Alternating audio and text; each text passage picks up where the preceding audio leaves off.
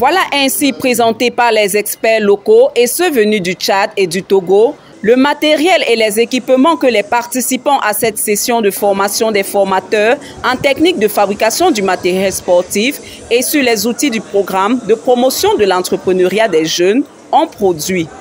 En effet, cette formation des formateurs s'est déroulée du 16 au 24 juin 2025 au CMPJ de référence de Madagascar à Yaoundé.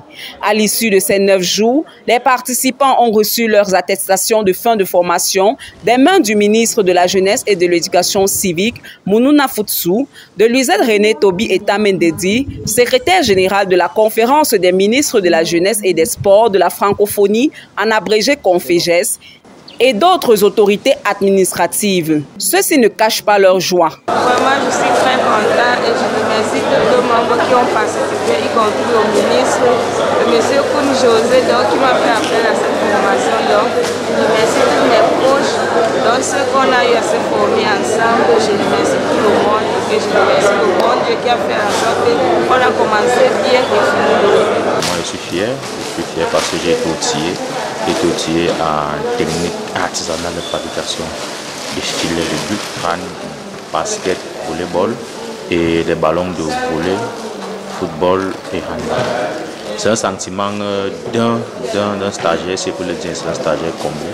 Je suis très contente d'avoir participé à cette formation parce qu'elle m'a permis d'acquérir des notions nouvelles. Je remercie M. José Castro qui a fait appel à moi pour cette formation. Je remercie M. le ministre et tout le staff qui ont mis en place cette formation. Ils n'ont pas manqué de nous dire comment ils comptent se déployer sur le terrain.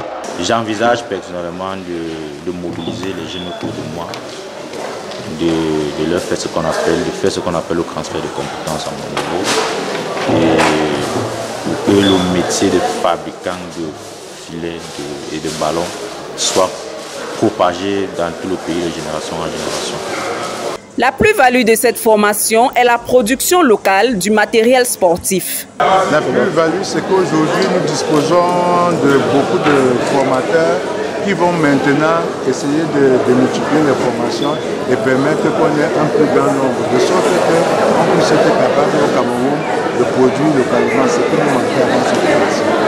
On apprend de la présentation de la plateforme numérique du PIFMAS que son site web est www.pifmas.cm, une plateforme qui permettra aux jeunes de postuler en ligne pour des appels à candidature. La secrétaire générale de la Conféges, après avoir félicité tous les participants, évoque leur mission. Les 70 personnes bénéficiaires de la formation des formateurs ont pour mission de démultiplier ce qu'ils ont appris afin que, à leur niveau, ils puissent contribuer à la lutte contre le chômage des jeunes et favoriser un secteur où l'incubation est facile à promouvoir. Le ministre Mounouna Futsu a remercié la secrétaire générale de la Conféges pour son implication au succès de cette initiative, ainsi que tous les formateurs et tous les participants à cette session de formation. Il rappelle que cette initiative s'inscrit dans le cadre de la promotion de l'insertion socio-économique des jeunes.